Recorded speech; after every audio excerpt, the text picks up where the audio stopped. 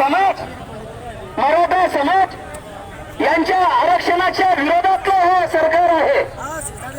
यांनी